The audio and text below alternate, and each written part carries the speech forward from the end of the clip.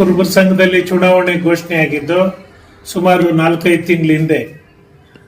ಅದರ ಸಲುವಾಗಿ ನಾವು ಏನು ಮಾಜಿ ಅಧ್ಯಕ್ಷರಾದ ಸೀನಣ್ಣವರು ನಮ್ಮ ಒಂದು ತಂಡ ಅದನ್ನ ಪರಿಶೀಲನೆ ಮಾಡಿ ನೋಡಿದಾಗ ಸುಮಾರು 800ರಿಂದ 1000 ಓಟುಗಳನ್ನ ಸಂಘದ ಗೌರವಾಧ್ಯಕ್ಷರು ಮತ್ತು ಅಧ್ಯಕ್ಷರು ಅದರ ಪದಾಧಿಕಾರಿಗಳು ಹೊಸಕೋಟೆ ತಾಲೂಕು ಕುರುಬ ಸಮಾಜದ ಯಾರ ಗಮನಕ್ಕೂ ತರದೇನೆ ಅಕ್ರಮವಾಗಿ ಎಲ್ಲ 100 ಓಟ್ ಹಂಚಿಕೊಂಡು 1000 ಓಟ್ನ ಅಕ್ರಮವಾಗಿ ಸೇರ್ಪಡೆಯಾಗಿರೋದು ಕಂಡು ಬಂತು.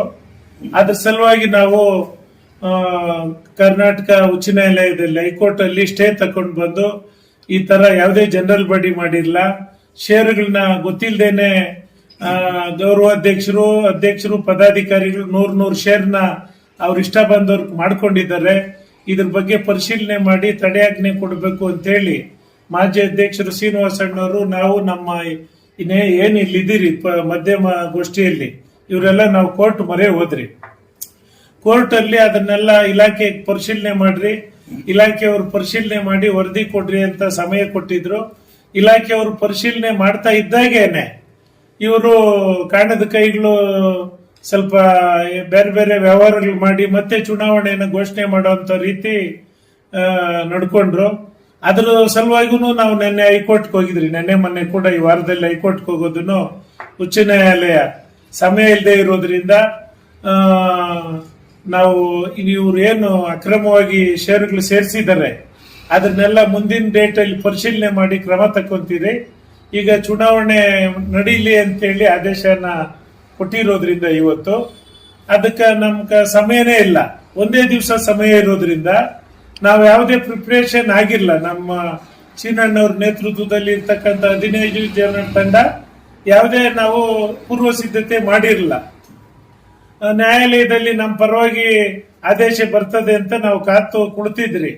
ಹಾಗಾಗಿ ಈಗ ನ್ಯಾಯಾಲಯ ಚುನಾವಣೆ ಆಗಲಿ, ಆಮೇಲೆ ಮುಂದಿನ ದಿನಾಂಕದೊಳಗಡೆ ಪರಿಶೀಲನೆ ಮಾಡಿ ನಾವು ಕ್ರಮ ತಕ್ಕೊಂತೀರಿ ಅಂತ ಹೇಳಿರೋದ್ರಿಂದ ಇವತ್ತು ಸಮಯದ ಅಭಾವ ಇರೋದ್ರಿಂದ ಕೆಲವರು ಈ ನಮ್ಮ ಸೀನಣ್ಣವರು ತಂಡದಿಂದ ಒಂದು 6-7 ಜನ ಚುನಾವಣೆ ಪ್ರಕ್ರಿಯೆಯಿಂದ ಹಿಂದೆ ಸರಿತಾ ಇದ್ದಾರೆ.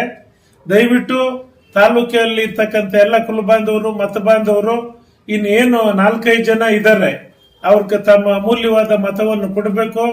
ಮುಂದಿನ ದಿನಗಳಲ್ಲಿ ನ್ಯಾಯಾಲಯದಲ್ಲಿ ಅವ್ರು ಮಾಡಿರೋ ಅಕ್ರಮ ಷೇರುಗಳ ಬಗ್ಗೆ ನಾವು ಹೋರಾಟ ಮಾಡ್ತೀರಿ. ಇಲಾಖೆಯಲ್ಲಿ ಅಲ್ಲಿ ಯಾವುದೇ ಜನರಲ್ ಬಾಡಿ ಇನ್ನೊಂದು ಮತ್ತೊಂದು ಆಗದೆ ಇರೋದ್ರಿಂದ ಇಲಾಖೆ ಎನ್ಕ್ವೈರಿಯನ್ನು ಮಾಡಿಸಿ ಮುಂದಿನ ದಿನಗಳಲ್ಲಿ ನಾವು ಈ ತಾಲೂಕಲ್ಲಿ ಇರ್ತಕ್ಕಂಥ ಕುರುಬ ಸಮಾಜದವ್ರಿಗೆ ನ್ಯಾಯ ದೊರಕಿಸಿಕೊಡುವಂತ ನಿಟ್ಟಿನಲ್ಲಿ ನಾವು ಕೆಲಸ ಮಾಡ್ತೀರಿ ಅಂತೇಳಿ ಇವತ್ತು ನಾವು ನಿಮ್ಮ ಮಾಧ್ಯಮದ ಮುಖಾಂತರ ಇನ್ನು ಯಾರ್ಯಾರು ಇದ್ದಾರೆ 6-7 ಜನ ನಮ್ಮ ತಂಡದಲ್ಲಿ ಇರುವಂತವ್ರಿಗೆ ನೀವೆಲ್ಲ ಮತ ಕೊಡಬೇಕು ಅಂತೇಳಿ ಇವತ್ತು ಈ ಒಂದು ಸುದ್ದಿಗೋಷ್ಠಿಯಲ್ಲಿ ಮಾತಾಡಿ ನನ್ನ ಮಾತುಗಳನ್ನು ಮುಗಿಸ್ತೇನೆ. ನಮಸ್ಕಾರ. ಕೋಟೆ ತಾಲೂಕಿನ ಕುರುಬ ಸಮಾಜದ ಚುನಾವಣೆಯು ತಾರೀಕು 9ನೇ ತಾರೀಕು ನಡೆಯಲಿದ್ದು ಈ ಚುನಾವಣೆಯ ಪ್ರಕ್ರಿಯೆಗಳು ನಡೆಯುತ್ತಿದ್ದು ಸಂಘದ ಕಮಿಟಿ ಇಲ್ಲದೆ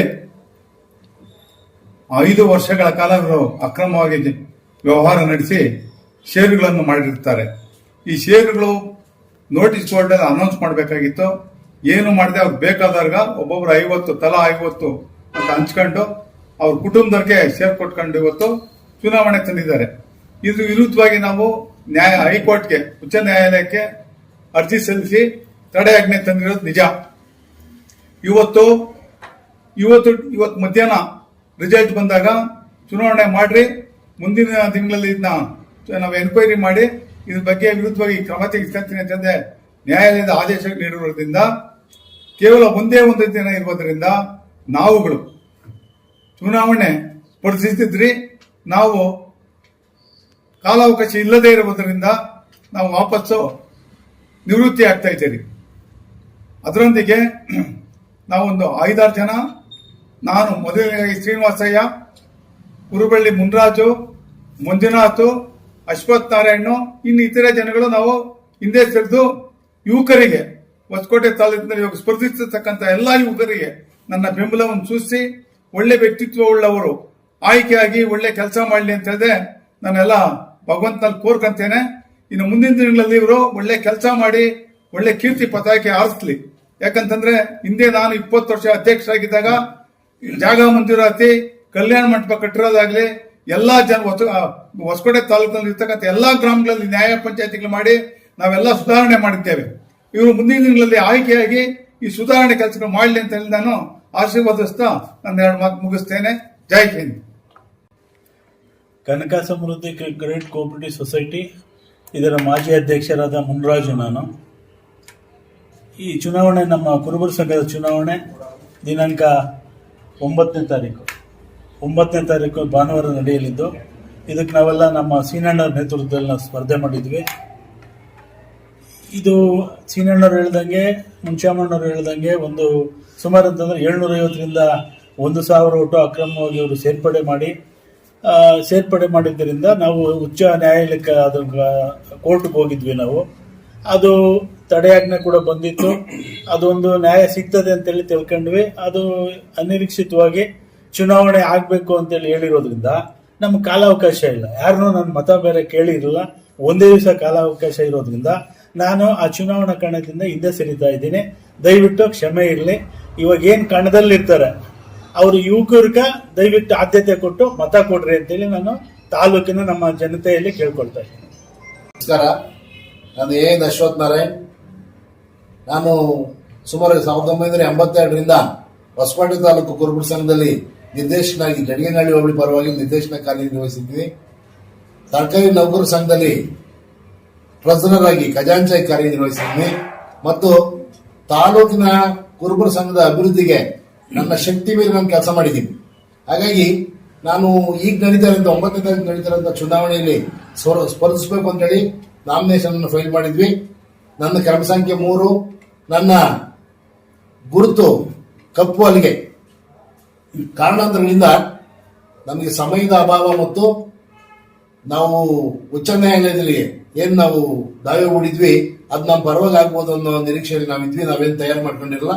ಹಾಗಾಗಿ ಇನ್ನು ಕೇವಲ ಒಂದಿನ ಕಾಲಾವಕಾಶ ಇರೋದ್ರಿಂದ ನಾವಿರುವಂತ ಎಲ್ಲ ಸದಸ್ಯರನ್ನು ಮೀಟ್ ಮಾಡೋದಕ್ಕೆ ಸಾಧ್ಯ ಆಗಲ್ಲ ಅನ್ನೋ ಕಾರಣಕ್ಕೋಸ್ಕರ ನಾವು ನಮ್ಮ ಮಾನ್ಯ ಅಧ್ಯಕ್ಷರು ಶ್ರೀನಿವಾಸ ಐನವರ ನೇತೃತ್ವದಲ್ಲಿ ನಾವು ಚುನಾವಣೆಯಿಂದ ಹಿಂದೆ ಸರಿತಾ ಇದ್ದೀವಿ.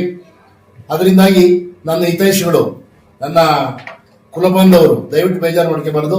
ಮುಂದೆ ಸಂದರ್ಭ ಬಂದಾಗ ಸಾಧ್ಯ ಆದ್ರೆ ನಾವು ಮತ್ತೊಂದು ಸಾರಿ ಸ್ಪರ್ಧಿಸೋದಕ್ಕೆ ಪ್ರಯತ್ನ ಮಾಡ್ತೀವಿ. ಹಾಗಾಗಿ ದಯವಿಟ್ಟು ಕ್ಷಮೆ ಇರಲಿ. ಮುಂದಿನ ಸಂದರ್ಭದಲ್ಲಿ ಮಾತಾಡ್ತೀವಿ. ನಮ್ಮ ಉಳಿದ ಕೆಲವು ನಮ್ಮ ಟೀಮಲ್ಲಿ ನಮ್ಮ ತಂಡದಲ್ಲಿ ಉಳಿದ ಕೆಲವರು ಕಂಟಿನ್ಯೂ ಮಾಡ್ತಾ ಇದ್ದಾರೆ. ದಯವಿಟ್ಟು ಅವರಿಗೆ ಮತ ಕೊಟ್ಟು ಅವರನ್ನ ತಾಲೂಕಿನ ಕುಲಬಂಧವರಿಗೆ ಸೇವೆ ಮಾಡೋದಕ್ಕೆ ಅವಕಾಶ ಮಾಡಿಕೊಡಿ ಅಂತ ಹೇಳ್ತಾ ನನ್ನ 2 ಮಾತು ಮುಗಿಸ್ತೀನಿ. ನಮಸ್ಕಾರ.